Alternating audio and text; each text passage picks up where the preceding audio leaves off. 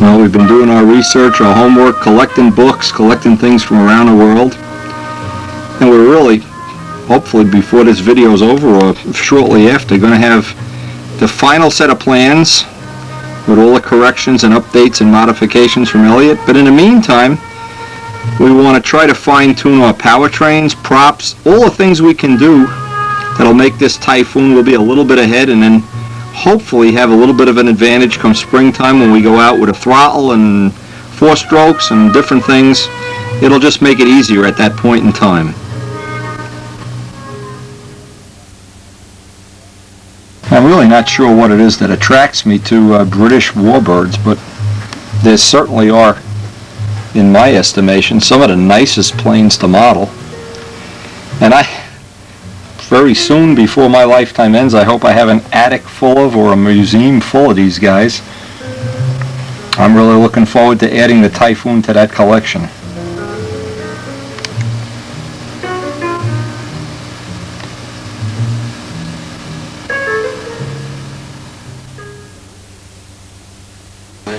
Now you may think being windy is easy, that it's fun being windy.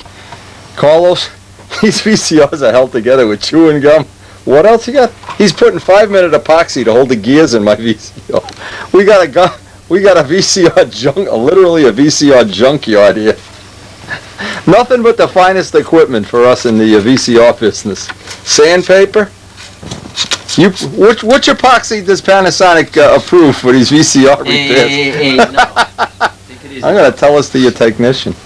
Okay. All right. We just got to mix up some epoxy and we're all set. See what happens. This What, the thing's gear broken brake? right here, see? Yeah, oh my God. And Jeez. this is not really a good fix, but as long as also. Hey, as long as it's my VCR, what the Yeah. heck? You know, my customers are not going to believe I'm doing this. They know I'm crazy. And these are authorized repairs. This is the way when you bring your camera into a VCR repairman and pay $80 for them to look at it, this is what they use. 5-minute epoxy. Oh, I don't believe this. Hey, Only for we're you. doing Winnie. composite repair, by the way. Only for you. Just Winnie. remember, other competing videos do not show you the tricks of fixing your own VCR with epoxy. Amazing. You know, Carlos, you're an amazing man, I'll tell you. I don't care what Peep says about you. Now that little gear and then that little belt drive, that's gonna make it that I can be back in business. I can pay my mortgage payment. you can sell your Wow. $100 tapes again. There you have your board. This is gonna cost you more. That's for damn sure. This repair is costing me $100 if the bird doesn't help him, and $50 if the bird helps him. Oh man! You know, the last time he saw it, he eyed that epoxy up. He jumped right into it. And if the bird shits on me, you don't know. That's. Oh, you got good expensive. clothes. There's one major thing: you never wear good clothes in Wendy's shop. Oh, This peeps! bird is really clay. All right, so there's your ticket. All you high rollers that don't want to buy new VCRs, no problem. Fixed with 5-minute epoxy, good as new. Warranted by Panasonic. Well, we're almost ready here to start the masking of the letters.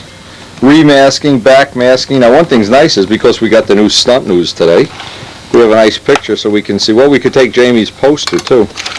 Get an idea. Nice picture of Paul Walker there. Anyway, trim off the corners, get all the edges and corners down. And then before we paint it, we'll put a coat of clear along the edge. Thin coat of clear with a brush.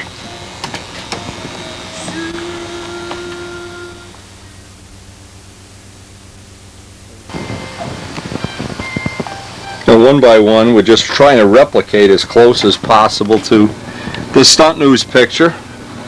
And then we're going to have to get one of the copies of the color picture out so we can get an idea where the colors are going to blend into.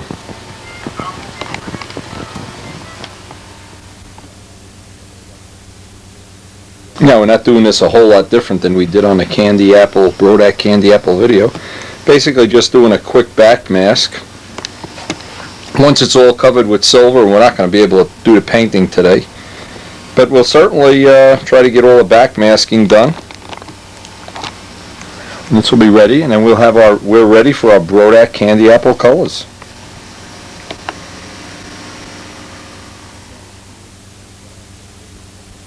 Now it's too late to paint tonight, so we're just going to put this aside, be ready for the next day that we have decent painting weather.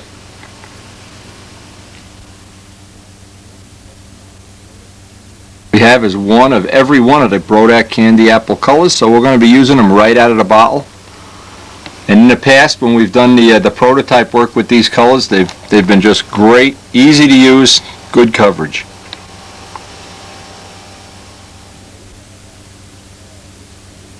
Now we're going to head out to meet Joe Adamusco. He's got the 72 in his plane, but the problem is the weather report is for high winds and very good chance of rain, and it certainly don't have a good, I don't have a good feeling in my stomach that we're going to get any flying today. But we probably get to see his plane, and if he can't make it, we'll see who winds up at the field. We only have about 2 or 3 hours this morning to fool around, and then we have to attend to the real world, things relating to the real world. But I'd love to see his Sato 72 and the installation he's made, and he's making up one of the Behringer tanks. I don't think he'll have that today, but nice to be working with Joe. He's a great flying partner, a great building partner.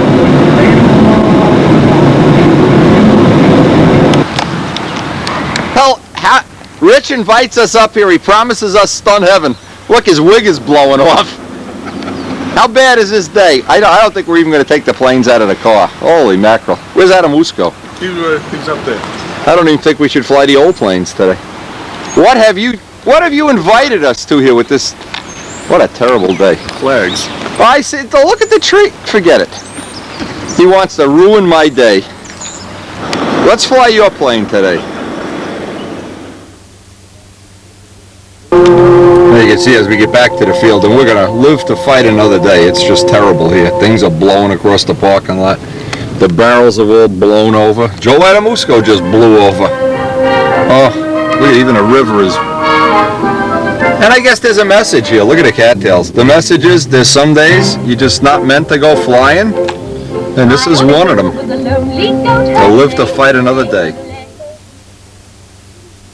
Say this is look at the geese are blowing by. Look at these geese, they're going 100 miles an hour. We came out here with every intention. The sign with the concrete tire on the bottom blew over. Oh no. I'm really sad to say. We really were looking forward to a I don't know. But there is a message, and the message is there's some days you have to just put the plane away. This is one of them. And we did benefit in the fact that Joe and I talked about, well, we had a 3-hour dyna session, and we have this Behringer tank thing coming. Look at this. It's just because we've had 3 or 4 good days this week here, but it really looks like winter is set in at last. Even our little Halloween dolly is blowing off the porch today. Anyway, we're going to work on Mike's plane. Try to make use of, and this is a good point you can pick up off the video. There's days you can't work, you can't fly, days you can't do this, you can't make a stink in a house. But always trying to use time management to our favor. Sometimes you don't, you just, today does not look like the winning day. Mike's using the Wilnemora gun with some good results, and we're trying to make a, well, we got a little picture of the way the plane is supposed to look here. And we're starting with the lightest color. We're trying to match it to the picture. Let's see how that's drying up here, Killer. Oh, yeah. Yeah. Let it sit in the sun, let it dry. We'll give it a second coat. Flip it over. Let's see how the bottom's drying up. All right. Okay. Little by little by little. It's going to need 2 coats. So as soon as that, you put your finger in it at the edge. As soon as you can touch it, we'll put a second coat on. The sun will cook it, even though it's really cold out here. Now, as Mike's putting the colors on 1 coat at a time, I'm making them turn into a human stooge, holding it in the sun and keep it rotisserizing. Flip it over. Let's see what the bottom looks like. Yeah, it's coming together. We have 3 more colors to blend in here. And then this would have to dry overnight. Yeah, that's nice. We still got to do the blue, the purple, and the pink. All right, Mr. Stooge. That's funny that he's Mr. Stooge. Mr. Stooge. All right, that's looking good. It's back to life. Feels good to have that on there, huh? Yeah. Okay, hold it up to the sun so we can see the colors. Alright. All done, even a fogging edge. Everything left to do here, Mike's going to take it home. Put it by a radiator. You have radiators or something? Or where the sun, or if it's going to be hot in the truck. I'm going to put it under a lamp. Okay, the warmer the better. Then when you bring it back, we'll back mask this, and we got to paint the white. We're closing in on it. Look at this wind today. Woo, if you only knew. Forget it. Oh, forget about it. Look at the stuff blowing across the yard here. But, as always, we have the luck of the Irish. Well, you got something done today anyway. Now, this came in today's mail from Bruce Hunt. Bruce, I gotta tell you, I'm blown away. I had no idea these even exist anymore. And what's even better, he said I could keep this copy. Check the cover of this out. I mean, is this appropriate for our project, being we're saving typhoon-related memorabilia?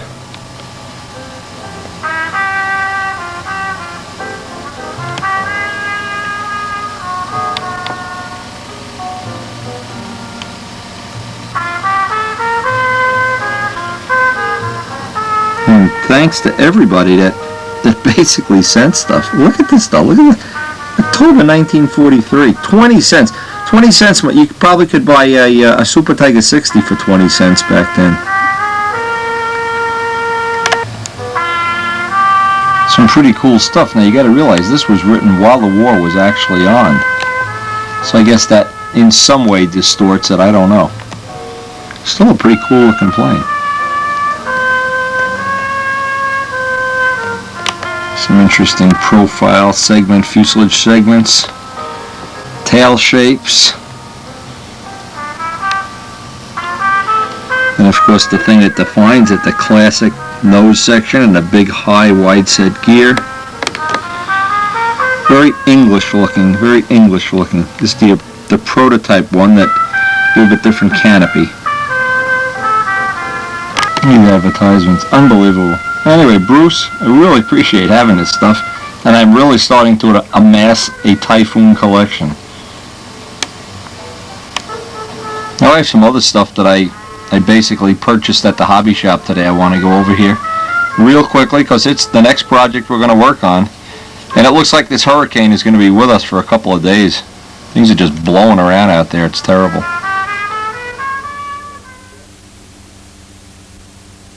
So after carefully reading this really great literature, and we've had this on a video before, Fred Cronwet, and I really want to thank him again, even for the video. The seaplane video was great, by the way.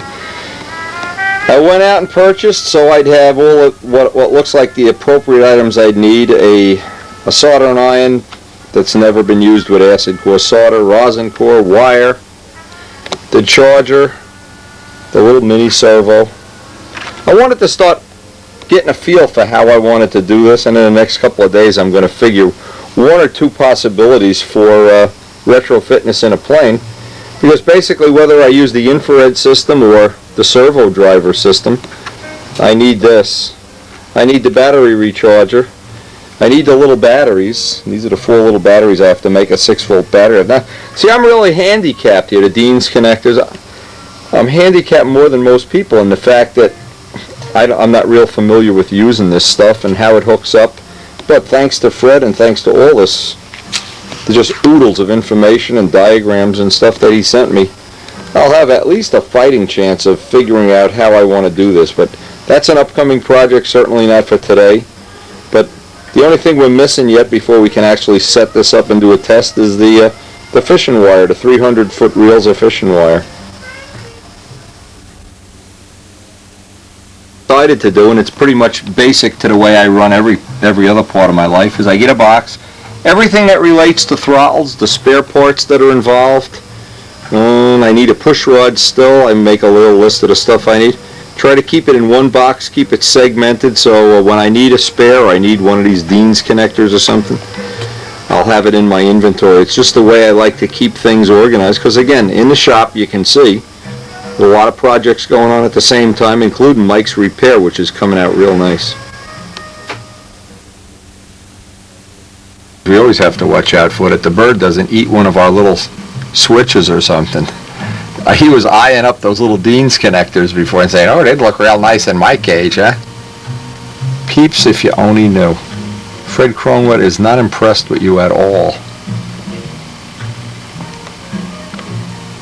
See that? More coming next week, and we're going to try to get this fit into an airplane and test it. And one thing about us in this family, we are serious people, and I don't want my image shattered by anything. Ah! What the hell is this? Buzz Brodak could die. Buzz, you better straighten her out. Hey, you can tell it's Halloween and we're having a good time here. Actually, we're going to a wife swapping party tonight. We're swapping Peeps for another bird. What's he doing up there? You look very, I'll tell you something, that is definitely, You like Buzz Brodak is probably telling John, stop buying Windy videos right now. You're very sexy, I have to agree. Paint the white, take all the hinges out of there. You got them all lined up? Yep. The only problem is it's 36 degrees, so we're going to put Brodak dope to a test. Mike's going to see if we can spray at 36 degrees and the wind howling. He loves the challenge. The plane has been a challenge ever since I built it. Wait, one thing for sure.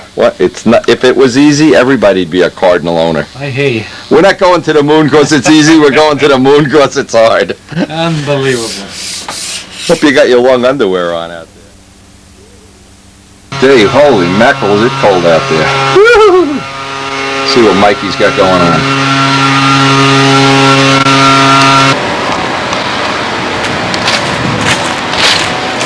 The idea is to get it in the sun, let the sun, especially when the temperature's this cold, let the sun kind of cook it a little bit and rotate it. Don't let it sit. In other words, if it sits in one position, you're going to get a chance, a very small chance, that you'll get a blister or a bubble. If you move it constantly, like a rotisserie, the ideal thing would be to become a human rotisserie. I can't even open my eyes, it's so bright. Yeah, it's bright.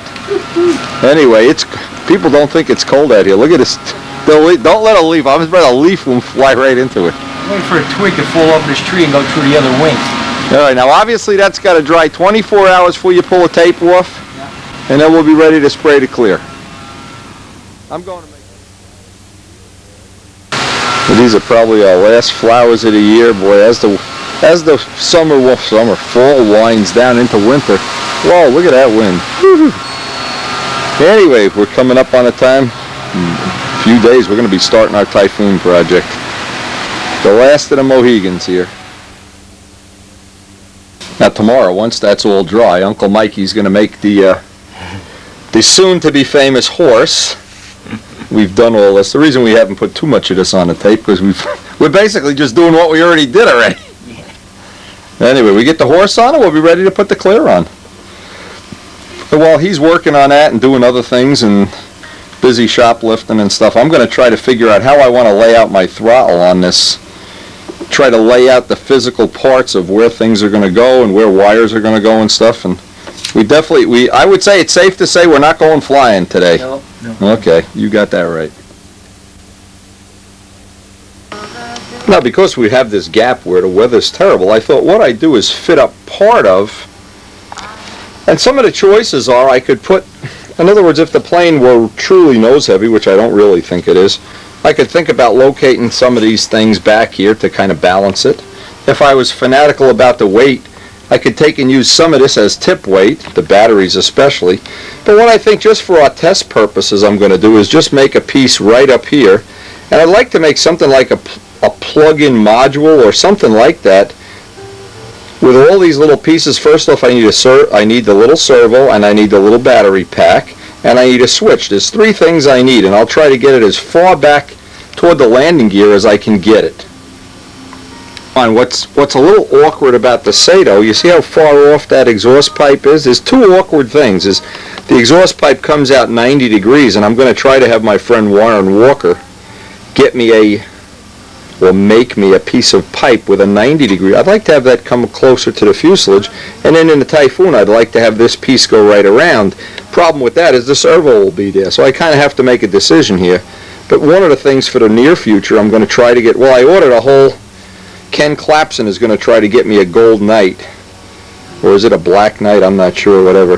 The same version with the black paint, so that'll be the Typhoon power plant, the first one, or the one of choice right now. And then we're going to try to, the first thing, before we even build the nose of the plane, get this header swept back.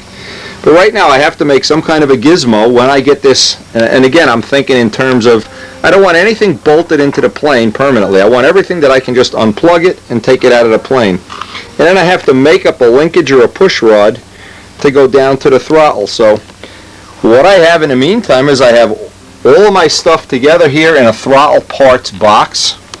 And what I'm going to try to do is basically just lay this out in a lot of different ways.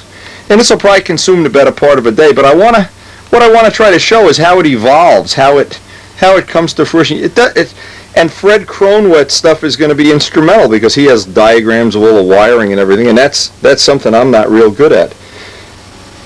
But I have this idea that I can make some kind of a little module here, and that the same thing in the Typhoon, similar to the way Miss Ashley, this whole piece just comes off like a funny car. And if I do have the hardware, the battery pack, and if I want to lighten the plane up some, I can then run the batteries, use them as tip weight. So again, the first part of this is to just lay out, get some idea where this stuff will fit. First plan was, and this plan is obviously going to change over and over again, but the first plan was that I could make this little piece of plywood or a piece of carbon fiber, a piece that would go in and out of the plane. And on this I can have the battery pack, I can have the switch to turn the batteries on and off, and the servo. And then when I wanted to take this, I can put some screws or clips or something. I need to also get, I don't have one here, a flexible push rod that'll go down, and I need to make a linkage for the throttle. That's a part I haven't made yet, but I can start to lay this out. And a lot of times, one of the things a lot of people have trouble doing is just getting started with a project. They find a reason not to do it. Well, I'm the opposite. I start things and then I wonder, oh, why didn't I think of that? So anyway, I have these 4 little batteries I need to solder together. I need to have some kind of a charging jack that I can then charge these from. And that's one thing it'll have to be. Or I need a replacement battery. What I'll probably wind up doing is making 3 or 4 battery packs and then just plugging them in as one goes dead at the field. See how many flights you get. Again, all experimental. I need to have a switch.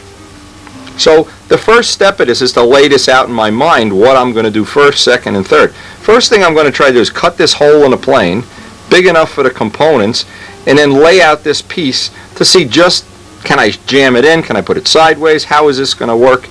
The first part is just to basically to do a rough, like when you're doing sheetrock work, rough it all out and get the big pieces in place.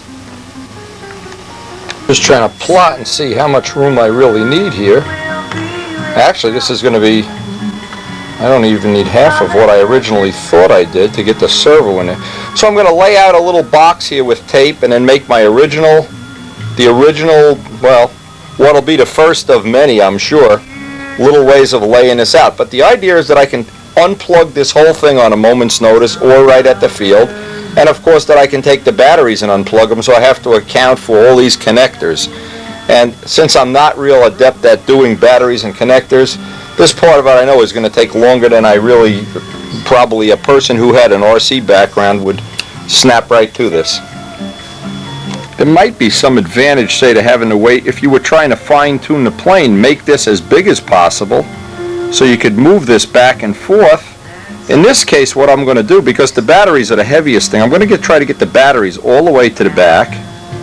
That allows me another option here, because I have a plywood floor here, and get the servo on this side of the plane. And then it'll be a pretty straight run for that little push rod that I need to put in there. Again, another thing I want to do is, if this system with the insulated lines is not my first choice, I want to be able to convert over to the infrared system. And that's supposed to be within a month I should have it. Well, we'll see what time I actually get it. But in the meantime, I can be working with laying out. These are the parts that I'm going to need to have laid out either way. I just roughed out some pieces of tape to see just about how and why that, and I'll leave this piece in here. Again, I'm assuming I'm going to wind up doing this over and over again, but as an initial place, I can try to get the batteries as far back here, servo a little bit in front of them, and then the push rod will have a nice long run to go. And I'll also make that I don't need a lot of wires in here, but I also need to allow for the switch. Again, if you're doing a scale plane, this body's much wider. The Typhoon body will be much wider, but for this test, I just want to make this as simple and as practical as, and quick to do as possible. See by removing this piece of wood how much this gives us to work with. And because we have that tank shim in there, so, we may want to remove some of that extra tank shim. I don't know yet, but getting rid of this will just give us a rough layout of where this is going to go. All the material in here, and this is obviously our tank shim, so what I'm going to do is I'm going to take the motor and all the hardware out, and now I know exactly where the tank should go, and I'll put a permanent tank floor in there at that height. We know we're not going to shim the tank anymore. We got it to where it is. It's 5/8 off the mounts. I can put a permanent floor in there, and that'll give me all this room up here to make a kind of a place to put all my hardware.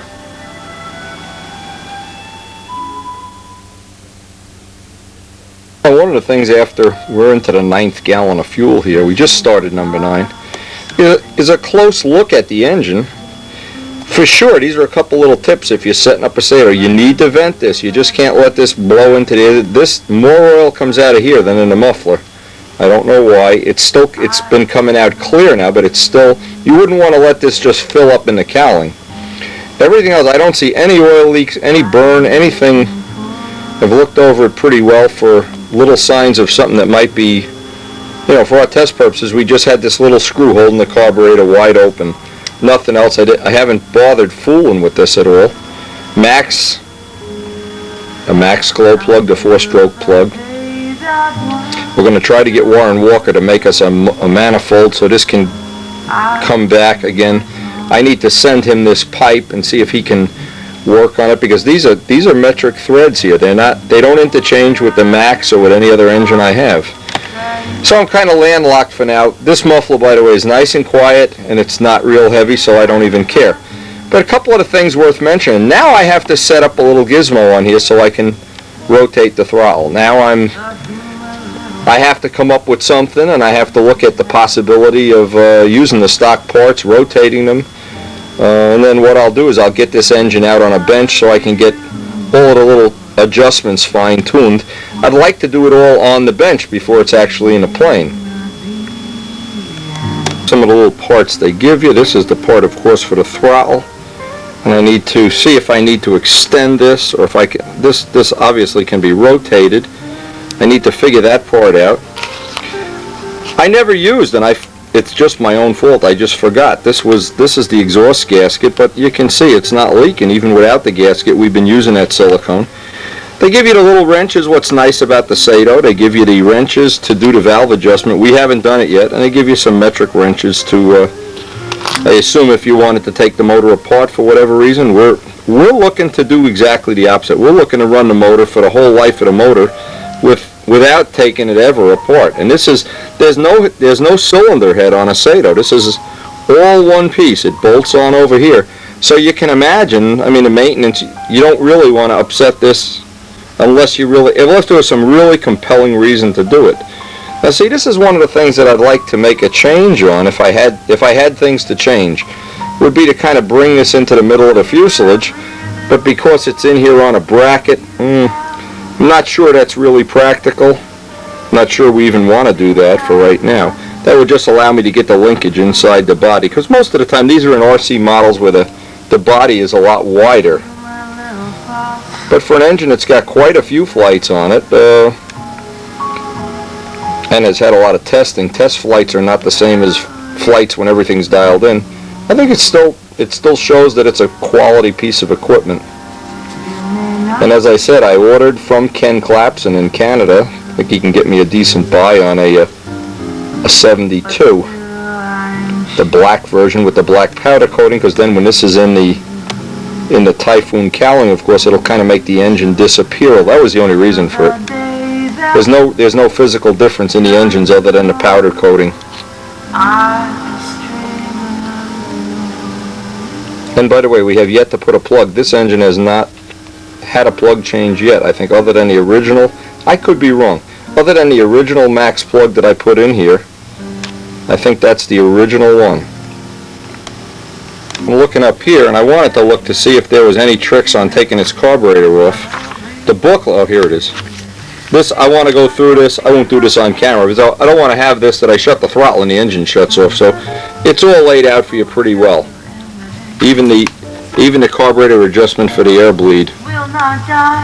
This screw backed out now. Now I can open and shut the carburetor.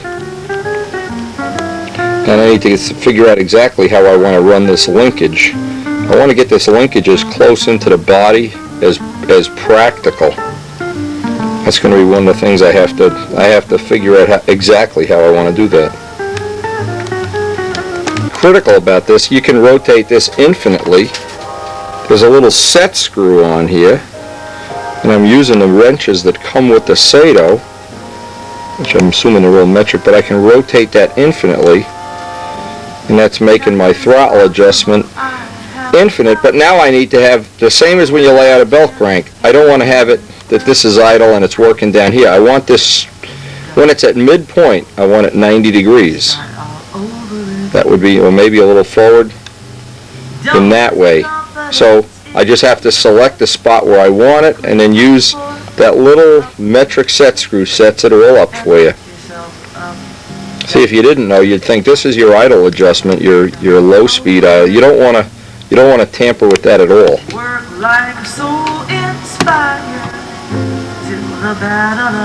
Here's what that barrel looks like when it's out. It's a steel piece, and this is your little retainer that lets it slide in and out and acts as an idle stop. Little tiny spring in there that holds this under slight spring tension. And this is your stop for the idle stop. The things I'm dependent on somebody to come up with. And it's certainly, I've looked, but I can't find a fitting. See how this goes straight?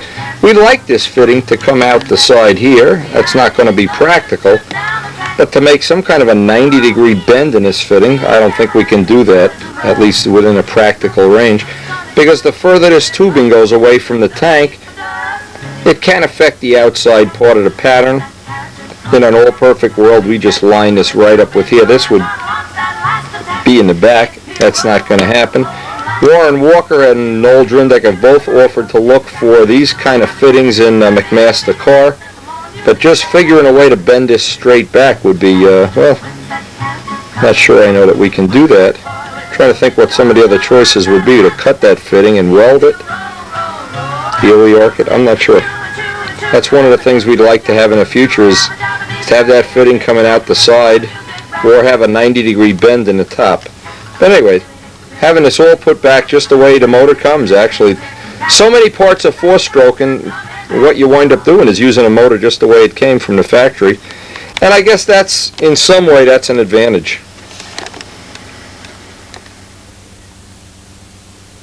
Now I'm looking at the possibility, I took this apart again, the possibility of running this offset some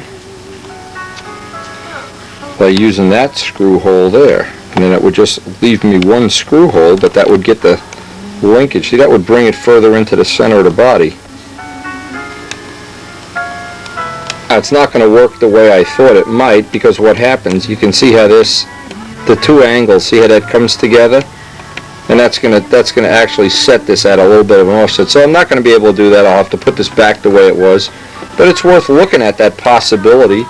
Well, what would be a possibility is in the future is make up some kind of a bracket here, and it looks like we might be able to do that in an all-perfect world, or if we really have to. I'll save this for one of those if we really have to things.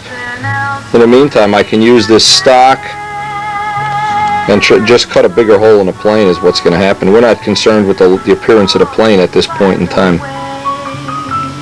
Next thing is I have the tank. I cleaned it up with M600. I need to make a floor. I guess 1/8" balsa will be fine. Just to hold that tank, I certainly don't want to make it that I can't take the tank out. Piece of 1/8" balsa and a little rib back here so this can't slide back and forth. Then that'll basically give me all this room to make my little plug-in module. And I'm sure that once I've done this, see, what I anticipate is once I've done this once, I'll know what not to do on the next time around. What I tried to do is make a sealed, self-contained little box here that my little control module, my servo and my batteries will ultimately bolt in or fit in some way. I need the most clearance possible to get by. Here's where the linkage is going to wind up, so I may have to open them. I definitely have to open that up a lot more. But in the meantime, I laid about 5 coats of thin CA in here just to seal it. We know we have the tank shimmed and it's in nice and solid, so the next step is to figure out exactly how to get rid of this bird. How I want to lay out these components in here, and that's a little more difficult than I thought it would be. In fact, the first thing I ought to do, see this barb where this sticks out much further than the plane, is to see how I can deal with that. That might be the next thing to do, and that's probably all I'm going to get to do today. And I'm just working on this a couple hours a day as we have this terrible weather. The Dremel tool, I'm just going to remove that, and it basically connects these two pieces, and that'll give me some access to the linkage anyway.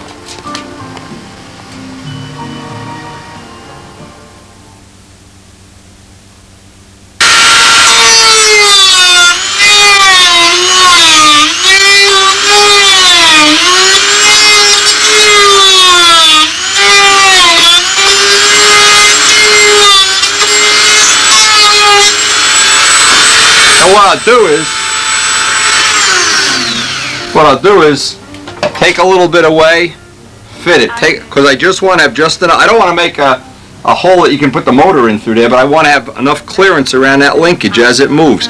Pretty much similar to what we did on the purple and blue Cardinal.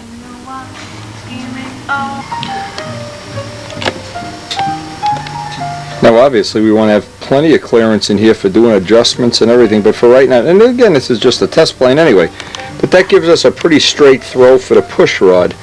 And we're going to make sure when we do the Typhoon fuselage that it's plenty wide, and that big scoop in the front will hopefully hide that, or I'll have to machine up some special linkage.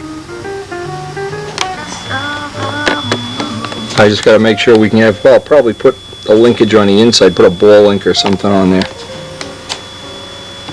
Now the last thing I want to do in this session, I'm going to put some paint in there just to seal it. We already have about 5 coats of thin CA, just so it's fuel proof. We have this part of the linkage worked out. I still need to make the linkage up, and tomorrow, the next time we work on this, I'll make this little module up just to see. And even if I fly it with the module in place, but I don't have the insulated, problem is I don't have the insulated lines yet, that I can test it. I don't have the servo driver yet, but the more of this I can do to get ahead of the game, I think the better off I'll be.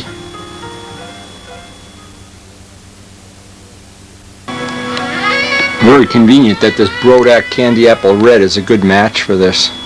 Anyway, we'll let this dry overnight. Just wanted to seal these edges, and again, tomorrow when we get back we'll do some more fitting and try to work on that module. Step in setting this up or evaluating how I'm going to do this. This is one type of battery that it's possible I can use. I need to make one battery pack out of this, and again, because I'm new to this, I'm not an RC guy with years and years of experience. What I'm hoping is we're going to have some really good RC people, and I know just one in particular, that will give me a clue as to how to make up some really pro-looking batteries. See, these have to be soldered together in some way, and of course I have choices here. I can solder them this way, but I need to make up some type of a battery pack that's 6 volts. Now, I have to tell you, I don't know anything at all about electricity. I really don't even like wiring a house, but I picked up this stuff from Radio Shack. The guy sold it to me, and it's big heat shrink tubing, and he thought maybe what I could do is put the batteries, make a pack, and then put them all inside there and shrink it. That looks like that may be one choice, one possibility. I'm not sure exactly how I want to do this yet, but I know I need to go plus to minus, plus to minus, plus to make a 6-volt battery pack. Because then I need to figure out how I'm going to fit this into the airplane. See, a lot of this, it looks real easy until you really go to do it, and then you say, well, what if this, what if that? So I'm sure RC people with RC car experience, like Jim Damarel for instance, they would just look at this, bingo. But I'm in the learning curve. I am at the absolute bottom of the learning curve. I have to figure out now how to make a battery pack. And I need to make a spare also, because when one goes dead at the field, I need to be able to just jack plug it in, jack plug it out, and then recharge it. Point of reference, these 4 batteries together weigh 27 grams. That's a little less than an ounce. So what will be appropriate in a Typhoon, maybe, not in this plane because we're just doing a test, is I'll try to locate these as tip weight. And I'll try to hollow the tip as much as possible so that I'll be starting with just a little, after I put the sleeve on here, it'll probably be 1.25 ounces. But this'll be a good starting point, or a good chunk of my tip weight. So in effect, this will not be a factor in the weight of the plane. The only part that's going to be a factor is the servo. And the servo, I'm going to take a guess. In fact, I'll go weigh it. So I know this whole thing, when I put all the parts on a scale, was under 2 ounces. Okay, this servo is 5 grams, so it means 32 grams for this hardware. Now we don't count the wire. I got to do the connectors and the switch, but we're well under 1.5 ounces here, and I'm assuming after all the wires and everything, the ball links are put in, this whole thing is going to be a lot less than 2 ounces total weight addition to the plane. Now the deal is I'm tinning each one, and I don't know that I'm doing this right. I got to see, I'm not real happy with this. I don't even know if this is the right way to do it, but I'm tinning each side, then holding them together and hitting it with the soldering iron. I bought a new soldering iron so I wouldn't have anything except rosin core solder on here. Now maybe there's a better solder, and believe me, I'd appreciate anybody that's got some feedback on this, because I'm not Mr. Radio Control here or anything. But heck, what I think I'm going to try to do is they probably make a book, like a Harry Higley kind of book. And you know what? I need to read about it. I need to read about electronics and batteries and stuff and build up some kind of little arsenal of information. Things I learned right away. First off, this rosin core solder, and I'm not real happy with this. Maybe somebody could recommend a this solder is just like soldering with chewing gum. Anyway, I did manage to make some joints. I'm not sure. I'm going to clean them with denatured alcohol, but I don't know what the right thing is. And I tried to hold them together with tape so I could do the joints. That wound up being easier than holding it this way. Again, what I need to do is find somebody who makes the equivalent or windy type video on how to, well, really not even that. It's about electronics. I need to know more about electronics. Now I know first of all I should have red wire and white wire and black wire, but since I don't, this wire that I have, I took this, look at these birds playing with the wire, get out of here! And it was solid wire. I bought this not realizing it was solid wire. This stuff I bought, and it's braided wire, but I only have one color. So you see how you get into trouble? You're always, in the beginning of anything, and I'm experiencing what a lot of people do when they go to do a Brodak dope finish or something, I need to know a lot of information in a hurry. If anybody knows of a book would be good, a video would be good. I'd certainly be all ears to either just go buy it and be done with it. Anyway, I know this is plus, so I'm going to mark this as plus. This bird all of a sudden likes wire. Get out of here. And then I'm going to try to do some heat shrink tubing on top of this. But that's my first attempt, and I know each one will get better, but this will obviously at some point in time wind up being just a spare battery. But I needed to get my hands on it and see what goes on. I also tried this type of soldering iron with a brand new tip, but this rosin core solder is nothing like Stay Bright. It's difficult to get nice joints. I'm sure I need different material, I just need to know a better way. I'm going to put heat shrink tubing over this. I just need to learn this, and it's going to be an interesting thing for me because I always enjoy learning. Helper here, he's finding new ways to mess my stuff up. My stuff's winding up in his case. I'll show you how to strip some wire. Hey! These little heat shrink, this is the first time I'm using heat shrink tubing. And it looks like I burned this one, but we're going to learn more about that. I put the red one on the plus end. Again, I'm sure there's a real pro way to do this. Okay, now what I did, I took 2 extra pieces of shrink tubing around the ends to kind of hold the wire together. And obviously what I need to do is mark which is plus and which is minus, but that's a nice, feels solid anyway. I guess we're going to find out. That heat shrink tubing, I guess, would stabilize this enough. And we have about a 1 ounce battery, a little over an ounce battery pack, rechargeable. And next thing, I need to solder some DIN connectors on to the end so that I can take the battery out and recharge it. I need to have a break point in here. The first thing I can see is I got to work on my soldering skills, and I got to get, well, it's because my eyes are so bad. I just have to be able to do neater joints. This solder, this Radio Shack solder, is really a pain in the neck. I got to find some higher end, better quality solder than that. Wendy's first battery pack, for better or worse. I don't really know how I'm going to do this. I need to connect the gray wire to the servo driver, the battery wires. I really don't have this figured out yet, but all I'm going to do is just put another DIN's connector on the end of this, because I know no matter what happens, I'm going to need to have a switch on the battery. So just replace this end with a DIN's connector.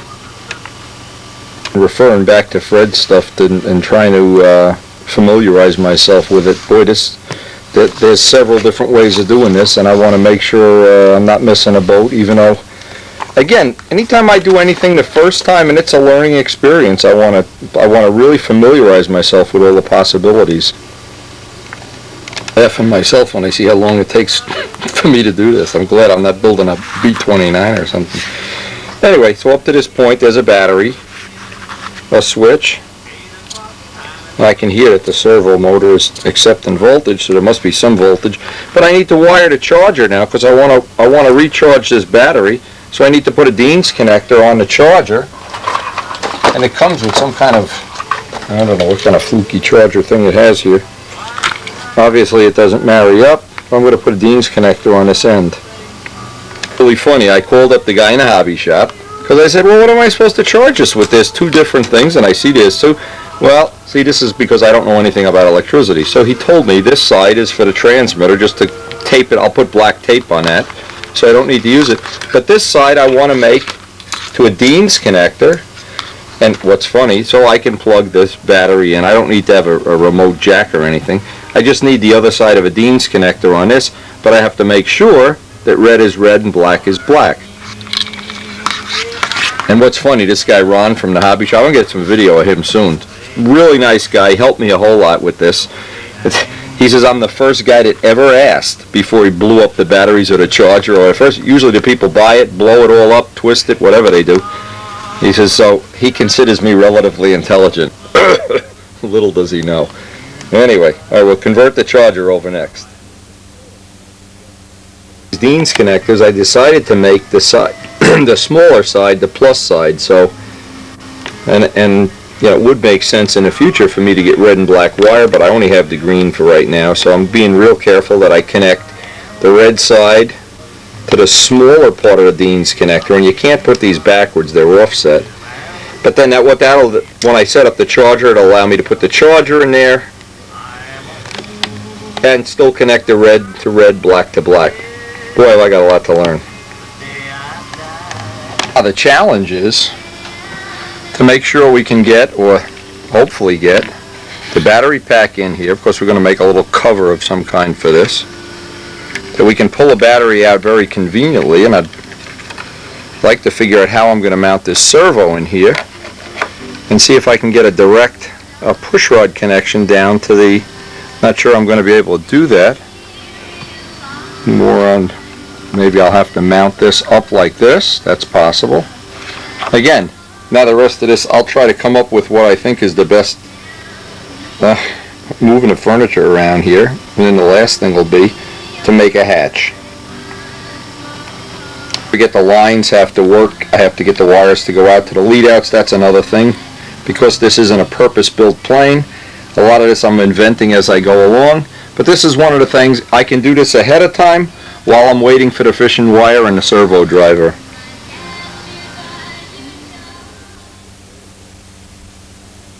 Worked out real nice here is I'm looking for a way to mount the servo, and I have these are parts of hollow motor mounts that I can use.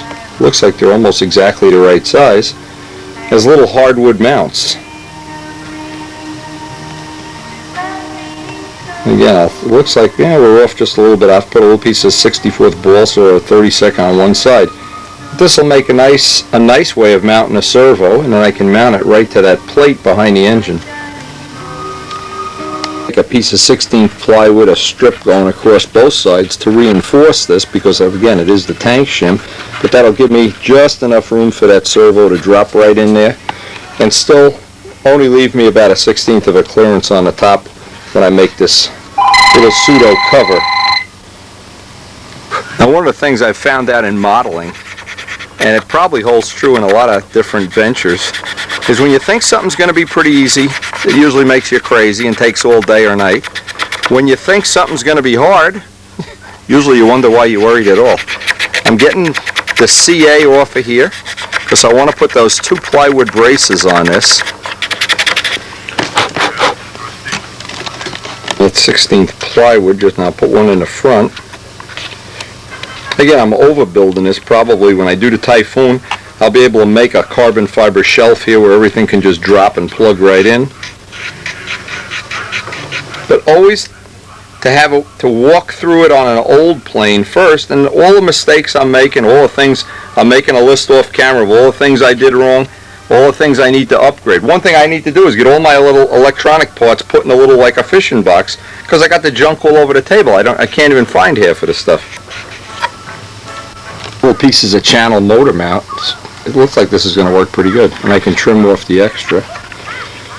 And I can drop this. Oh, I had it in the back one, put a little notch for the wires, which again, when you look at these things and they're already done, you think, oh, right, that's easy. Then you go to do them. Anyway, that servo kind of plops right in there now. And there's 2 little wood screws going in, and I can trim off the extra wood. And that's mounted pretty solid, even if this, you probably see. I want to make everything replaceable too. I can take the 2 screws out and just pull this out. Because if I'm not going to use this, or when I'm not going to use it, hey, one of the choices I'll have, I can just take this unit out, get the plane those 2 ounces lighter, fly it all day without the throttle, plug the thing back in. It'll give you a lot of choices if this works out. Hey, here's the first problem we ran into, is because the grain of the wood is wrong here. This just split. So what I'm going to do is just put in a solid, I'll make up a different piece of wood here. This was, you know, a nice try, but better luck next time. And this is the kind of stuff you learn when you start trying to do something for the first time. I guess for a test thing, I'm trying to set the linkage in midpoint. I guess for a test piece that's plenty solid. What I'm going to do is take the servo out, coat everything with thin CA. At the end of the day, put some finish on it so it doesn't, well, deteriorate with any oil that gets on it. But that, a little thing like this, now when I do this in the Typhoon, I'll make a shelf. I can picture already there's better ways to do this, but for right now, I think this will get us that we can at least test it. Now what I did, when I made the, what will be the combination cowl hold down and switch hold down, I made it so that when the switch is off, it would be, well, when you're flying, you point the switch to the outside of the circle. How should I do this? Let me think. On would be toward the middle of the circle. Off, outside of the circle. So I can reverse it. And I made this little, let me show this up close. I made this little notch. This was going to be easy. Anyway, when this gets glued in place, it's in a little notch. And the last thing left is to make some way of confining the batteries. That fits into that little groove. I just need to be sure that when that's in place, I can tuck the batteries in, and then maybe put some foam in there, and cover this whole thing with some kind of a pseudo cowling.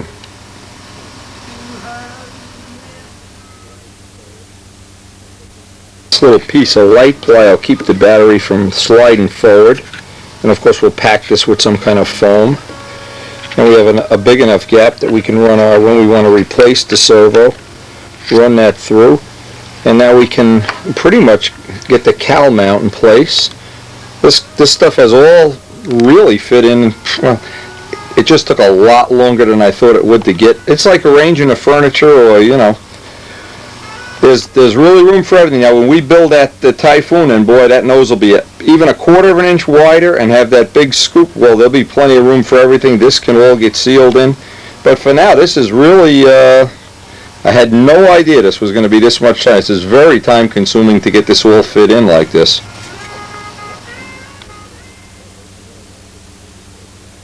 Up a piece of 1/8 inch light ply just to make it as a cover. Now what I want this to do, put a blind nut in here of course. What I wanted to do, I want to make a confined battery box. The servo mount is done. And all that's left here is to do the cosmetic part of this. And we have the battery box. All I need now is the wire, actually the 2 wires coming from the lines in here from the servo driver. The rest of it is all cosmetic. Come true, a box of bolts he can go through. Then he runs and puts them in his cage. Hey, I'm not. Then he hides them. See what he all lined up in his cage. Anytime I need to look for an aeroplane part, I know he's got it in his cage. Get!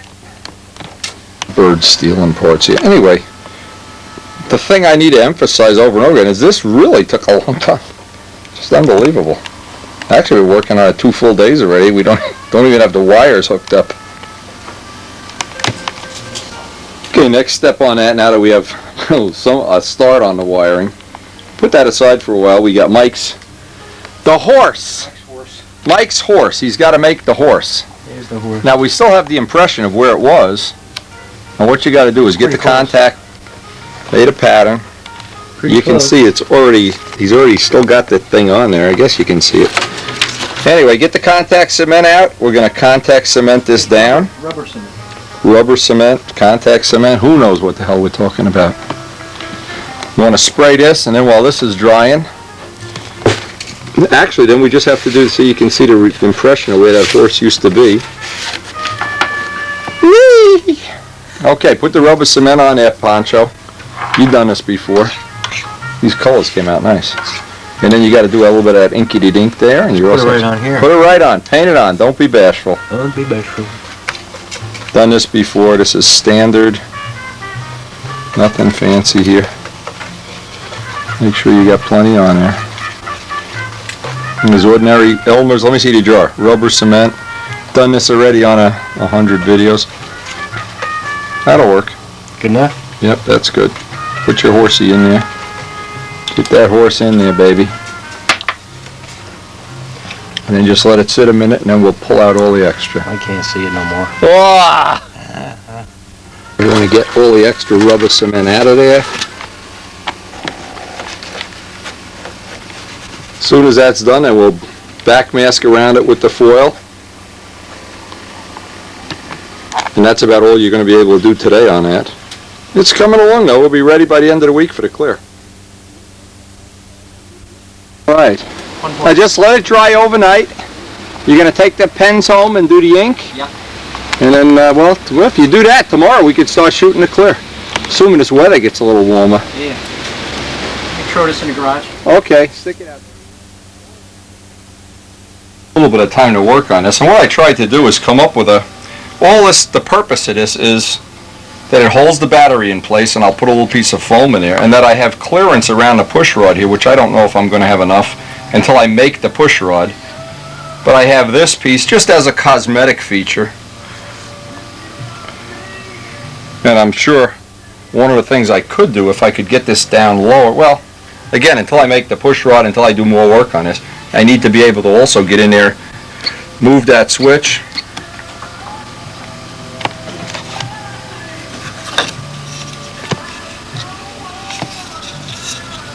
So we'll see where this goes in the next couple of days as I start to finish it. I'll finish it with some thin CA and just brush on one coat of the Brodak Candy Apple Red.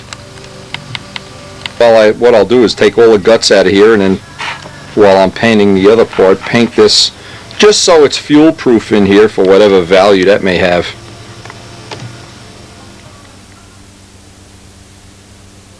What I always do is just making up parts that we're just using for test parts. A couple of coats of thin CA, couple of coats of thick CA, sand it with 320, 220, whatever.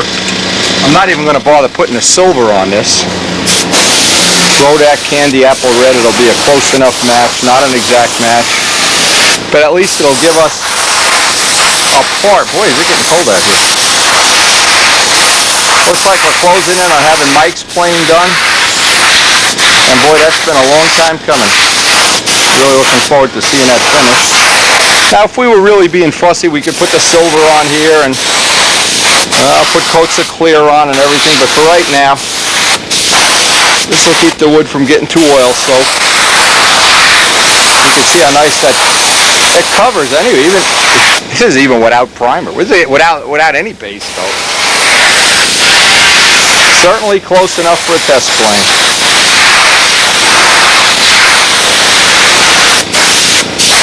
I often wonder what would happen if you did a whole, like a profile or something, did the whole plane with nothing but CA.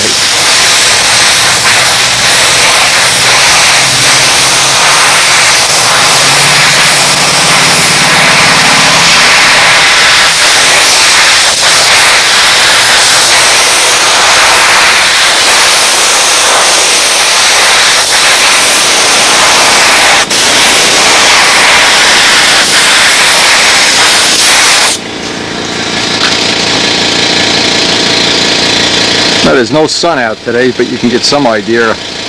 A raw wood finish. Throw that candy apple red. Now today I tried to come up with a little bit better solution for this crankcase vent, which on this plane has to go underneath. And obviously in the Typhoon we'll try to keep that inside the fuselage. But here's what I did. This is that crankcase overflow vent. And I made a piece of aluminum tube, because otherwise this would be flapping around in the battery box, and I hope the cowling will cover this. I'll put a little rubber spur on here. The reason I want rubber is so if you're wiping it off, you catch this, you'll break it. I got the throttle and the servo, the linkage I made up with two little ball links. I don't know if that's going to work. It'll be good enough for a test. And I'm also going to try, if this, just as a way of keeping oil off of here, I'll put one of those rubber extensions so that during the test period, because the infrared, now, as fate would have it, this is, I guess, the way life is. I get all set up to do the thing with the insulated lines, and I mean, I have everything in the plane now. If I had the servo driver in the lines, I could be, in fact, I still got Fred's drawing it. And Sergio left a message that the infrared system just left his house. It should be here in 2 days. So I'm just going to leave this go, because it's the infrared system I want to test. The other system of Fred's I know already works. They already use it. I've flown Augie's plane. So the experimental part, while we have possibly, and there's no guarantee, we have not had any weather at all this week, we can get that tested and either make a decision or report back to Sergio if it's going to work or not work. Report to Dave Cook. He seems excited about these possibilities. But this was one of the things that came out of it, is getting this crankcase breather on a Servo. That really does pump out some oil or whatever. And maybe on a Typhoon we'll get a 3-foot piece of tube and have it come out by the tail wheel. And this, if you just point this down just a little bit, there's almost no oil at all on the model anyway. That's a nice saving. I got another coat of paint on this little cover here.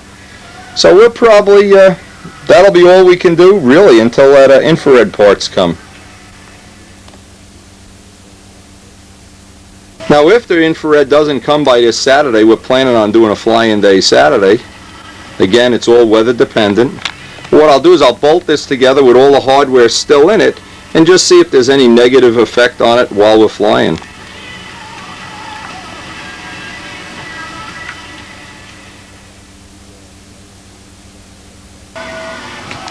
And as soon as Mike gets here, which will probably be right after work, he wraps it up about 3 o'clock. What I'm going to try to do is start. I got a back mask off. I wanted them to take all the foil off because now I want to carefully mask off exactly where we want that part line for the clear. And then each time we put a coat of clear, I'll move that tape further back so we have kind of a blend line instead of a hard line. It's hard to believe that it wasn't that long ago and this plane was really a write-off. It's back in one piece. Now, as I finished this up today, I realized what I ought to do, even if we get a little time before test day, I'm going to fly this with all the electronics, servo, everything in place. This usually is a no-no, but for right now, just to protect the experimental electronics that I don't even have yet, this worked out nice, and this is something I want to incorporate on the future planes. The switch is nice. You can get right in. This, of course, is just cosmetic. And what's nice now, and I never thought of this, this is extremely light. It's about 1/4 of an ounce, I think. But what this allows me to do now, if I want to fly with the throttle at any given spot, it has just enough resistance so I can fly anywhere I want. If it's going a little bit too fast, I can just go, even if I didn't hook it up. For 1/4 of an ounce, it's almost worth having it like a linkage. Seems crazy, but I don't know. Anyway, all that work, well, we're going to find out if it pays off if we can get some test flying later this week. Now I'm looking over, and these are the original sketches, fuselage sketches that Elliot is working on, and these are done right from a scale model, so did it with a photo enlarger and looking over some of his suggestions. Now I know about the flat surface on the bottom. He's suggesting we go with 3-inch wheels, and if we're going to do some touch and goes with this, we better use 3-inch wheels. And maybe we will make our own ultralight carbon fiber hubs. Just some thoughts. We'll obviously be making up some new exhausts, a new Midgley canopy possibly. Look at this, he's even got it sketched in. He's got the tail laid out in scale, even with the ink lines. And boy, this is the thing now. See, I've just got done working, is to make this area that we can get that whole motor package in and all the paraphernalia, and have this piece something like that, because it's going to be a take-apart plane. This whole piece can come right off. This piece under the wing can come off, in fact, and then we'll have access maybe to whatever. We don't need to have this because it won't have a tunnel. We don't need to worry about back here yet. It's going to be a real nice model. And what I'm going to do is I'm going to work out all the numbers that I normally use, my secret formulas for things that even I don't know about. Boy, that's going to be a nice looking profile. Elliot, you've outdone yourself. And a nice rudder, of course. We're going to really this year more than ever, this is going to be a maximum effort. No holes barred, everything new that can be new. This is going to be the best of all years. Anyway, we'll come back to this later. I need to get back to Elliot on this. The wing drawing is possibly going to be finished soon. We have the tail shapes, the shapes that we're going to work with. Anyway, I just think that's going to be a like the Spitfire. To me, that's just going to be unbelievably nice.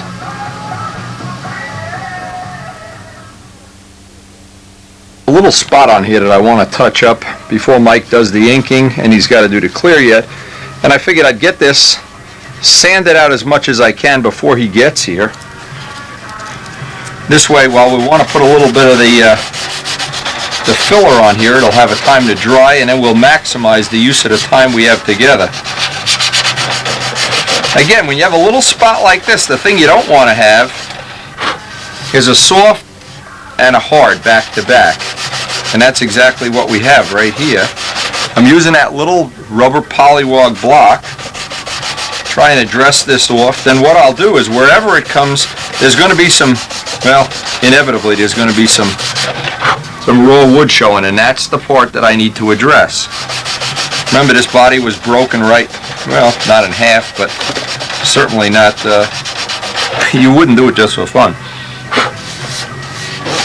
So the trick is I want to get this as smooth as I possibly can and take a little bit of CA. This is generally the way we do this all the time. Put a little CA on a Q-tip and just harden up the raw wood. Just wherever it's raw wood. Let that kick without any kicker at all. Usually you can just reverse the Q-tip as soon as you feel like, yeah, it's starting to stick already.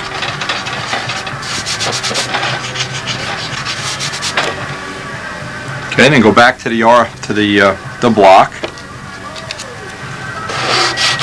I want to dress that in as well as we possibly can.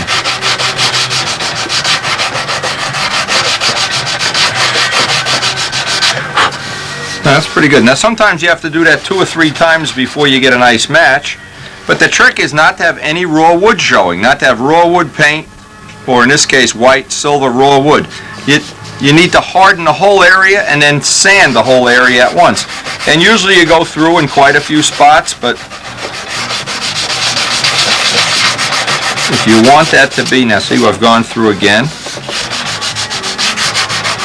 because this is in an area we're going to see here too. I like it to be as perfect as I can make it. The other side is not cracked poorly. Okay, new Q-tip. Just a little bit of CA. Don't want any raw wood showing. And that's the trick to getting a nice repair like this.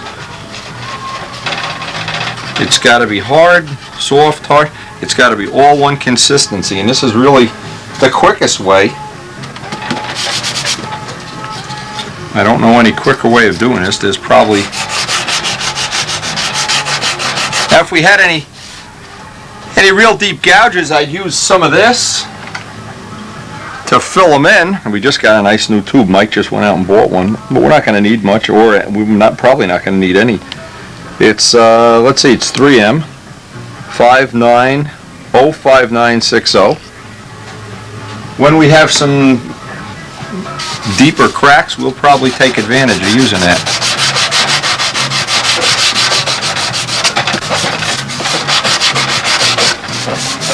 Alright, now the next thing, I'll wait till Mike gets here, but I want to backmask this. That should be ready to paint.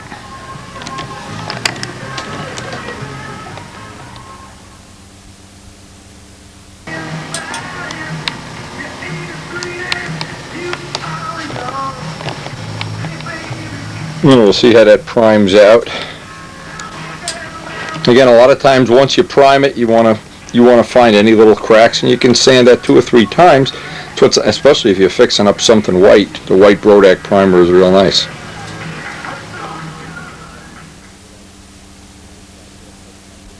Now what I did, as long as we're doing a little touch-up paint today, Mike's out there touching up his plane, I wanted to spend a little time. The whole nose of this had gotten ruined with 15% nitro fuel. So what I decided to do, I made a little scoop for those holes. Now what that allows the vent tube, and this is something may or may not have to do in the future, unless the Typhoon fuselage is bigger, and then it'll just stay inside.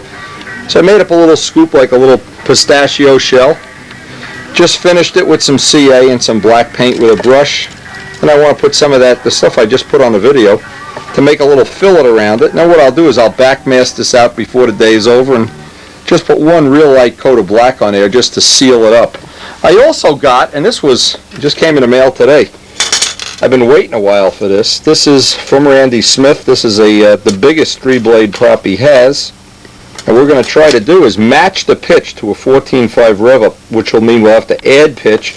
This will be a whole separate project. What I was going to do, I was going to work on that while this is drying, but in the meantime, Mike's out there. I hear him cursing and screaming. He probably got a run in the paint or something. Okay, that's drying up.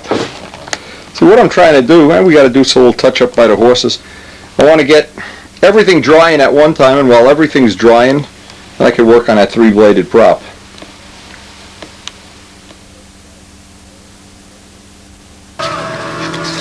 Now once this stuff dries, and it does dry relatively quickly, you can see it doesn't take much sanding to get a blend. 20 minutes, half an hour, depending on the temperature. We can sand this fillet, this radius right in. And it's a good idea. I guess one of the things that I do that, I mean, as a matter of fact, and I used to do it even from the days of motorcycling, is if I get a day like today where I'm waiting for things to dry and things that I need delivered, what I try to do is normal little maintenance to kind of keep, I mean, I want to get as many years of them. Maybe we've had the last flight on this plane, I don't know. But either way, maintaining it is one thing. A lot of people don't do any maintenance on anything. They just fly it until the wheels rot off, and then I don't think you get the most out of things when you do that. Anyway, this looks like this is going to be a nice little maintenance upgrade. And we're certainly not losing any time. It's about a 40-mile-an-hour wind out there and getting colder by the day. And what I did, I packed some tissues down there so none of this would go in the carburetor. And this is almost ready for the backmasking. See how nice that material feathers right in. Now all I need to do now is wipe this all down with M600, backmask it, take it outside and shoot it.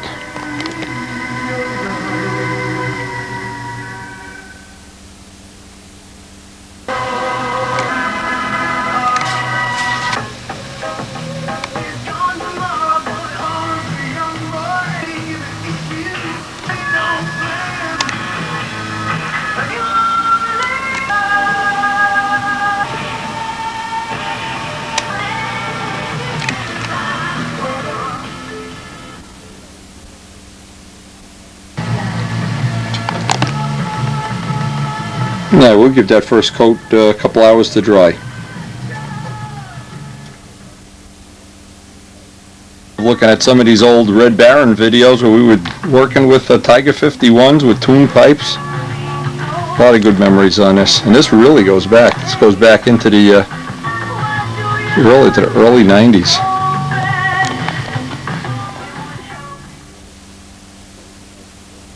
Bad day, but those two jobs both have to dry overnight before we can do anything else with them.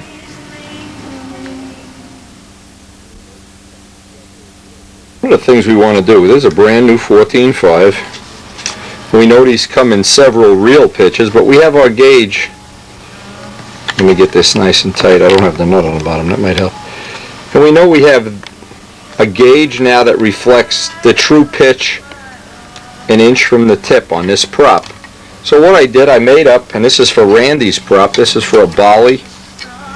It's actually supposed to be 13.4.5. Of course the blades are variable, but now what I want to do, and of course this is going to have a lot less pitch. I've moved the hole up 1 inch because I want to measure an inch off the end of the prop, and you can see this has a lot less pitch.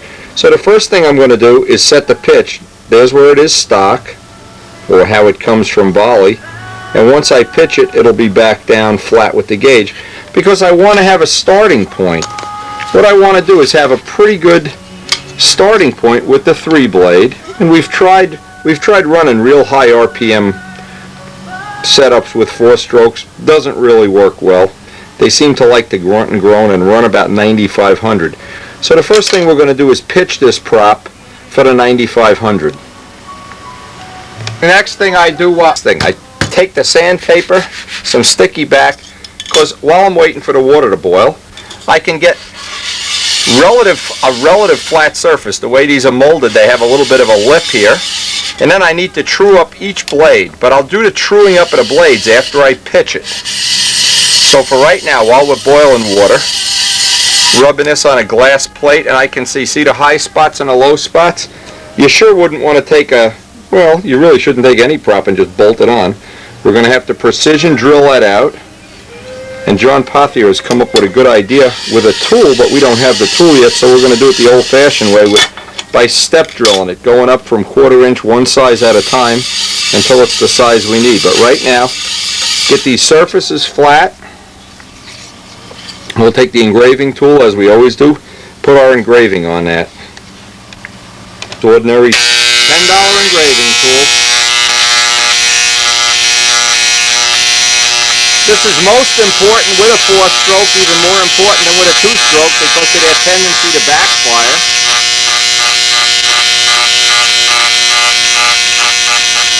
But it's a good idea to do it on any prop.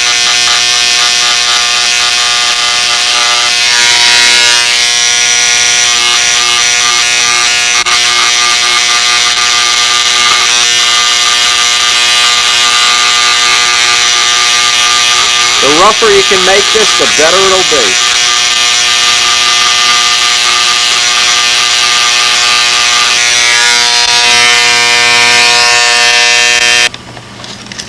Boy, that is one of the most important things. All the clutch face surfaces to be relatively rough. That is such a big help. And you know, common sense would tell you when you mold a prop, you can't really mold that inconveniently. It has to be done as an afterthought. A lot of ways to change the pitch. A heat gun is one of the ways. think the simplest way to is to just dip it in boiling water, and the water has to be boiling. Count to 5 and work the blade little by little. The resin softens at 165 degrees, which most people, including myself, can't touch it at 165 degrees with your bare hand, so you need some kind of a pot holder. If you can touch it with your bare hand, you're wasting your time. Pot holder and oven mitt is good. Okay, now you can see what we've done. We've got too much pitch now. We want to get it back down. So, always better to go a little bit further than you have to. Now, because that blade is already half warm. And again, we're going to make it. There, we have it right now. And I always like to let the prop, ooh, that's hot. Let the prop cool for a while, and then recheck it, and if necessary, tweak it a little back and forth. But you have quite a variation in any of these, and we're hoping one of the things we're going to be able to do is get the props, all of the props that we're going to be using next year, kind of sorted and pitched before the actual flying season starts next year. Have this much of it in the bank. So all the blades are equal, and that usually takes 4 or 5 times, and a prop is cool. We're happy that all blades are the same relative pitch. Now what we're trying to accomplish, of course, is to run the motor in the same RPM range. Now, one of the tentative advantages might be with a 3-bladed prop, it might be more scale-like if we can use it. It also, typically 3-bladed props have a little bit less diameter, and you can vary the GP, you know. Just take a look at how much more blade area there is on the 2-blade. So there might be some advantage, but I need to get the pitch right. And once I get it right, then I'll make a dedicated gauge just for the 3 blades. But right now I'm using this as a stepping stone to get the pitch, at least to start where I want it to be. And then I'll go from here either up a little bit or down a little bit, or abandon the 3-blade and just stick with the rev up. I have the pitch right. I'm pressing down on the hub and making sure I have very, very close. This one was one of the best ones I've had. Can't even put a piece of paper in there. Okay, so that's telling me that the blades would all be in alignment this way when the motor is running. The last thing is, before we do anything else, I have a pin that's a tight fit on here, and I mean a tight fit. And I can check the diameter, and this is my diameter gauge. Now we're real close, but you always want to check it. You'll also notice another thing. If you look at how thin this blade is at the tip, if I were to do this, let me see if I can get a pen and show this. Okay, if I do this, now I'm in that locked pin position, and I measure this.